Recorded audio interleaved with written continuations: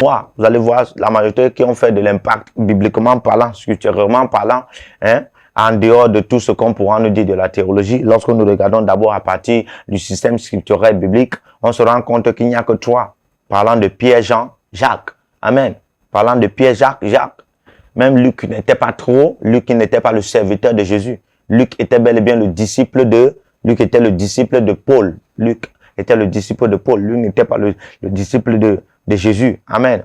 Mais quand il arrive en son temps, il va creuser tout pour connaître l'histoire de Jésus. Et c'est lui qui parle profondément. Amen. Alors, vous allez vous rendre compte que si vous recevez de tels mandats pour la mission, amen, c'est le total sacrifice. Le total sacrifice. On ne se fie pas à ce que la famille pourra faire. On ne se fie pas à ce que les frères pourront dire. On ne se fie pas à ce que la femme ou le mari pourra dire. Mais alors, hein, on les tient aussi dans le cœur comme les missionnaires de Christ dans leur vie. Parce que lorsque nous voyons notre famille comme ceux vers qui Dieu nous a envoyés, nous verrons les nations comme celles vers qui Dieu nous a envoyés. Amen. Alléluia. Il n'est pas de champ missionnaire plus important. Beaucoup ont négligé honteusement cette œuvre qui doit se faire au foyer. C'est le moment de penser à remédier à cet état de choses avec l'aide divine.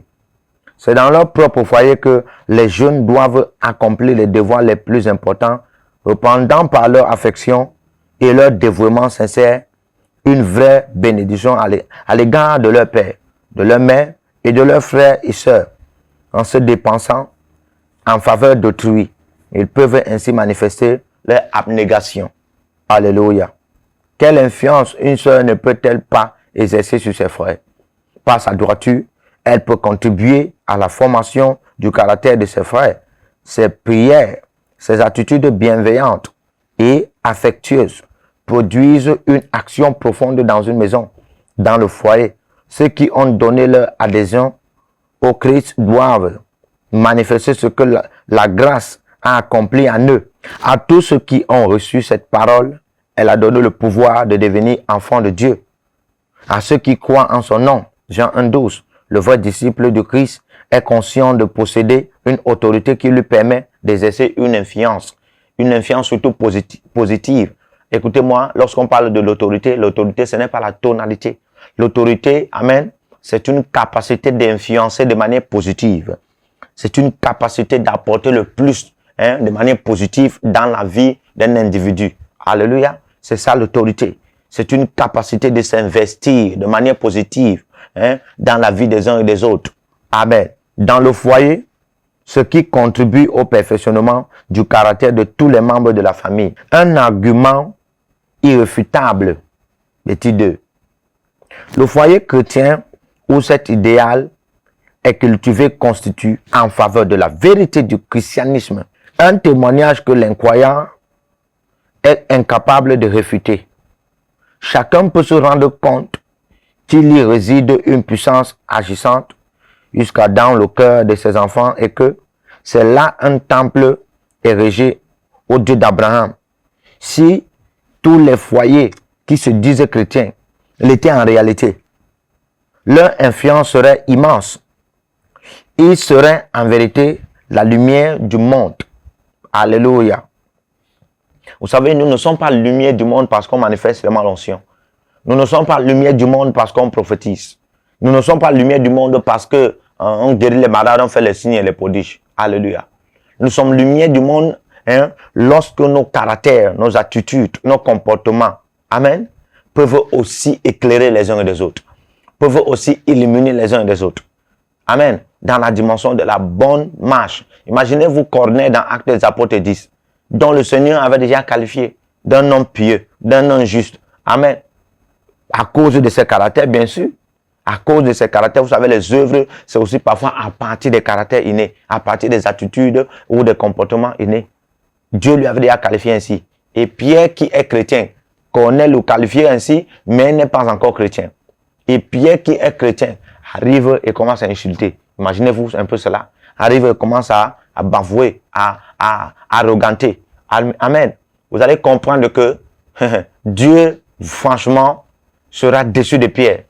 Et même, soit Corneille sera même soit connaît, sa foi va faillir là. Parce que là, il risque de ne même pas croire que, il risque de perdre la foi dans la dimension. C'est pas Dieu qui m'a parlé.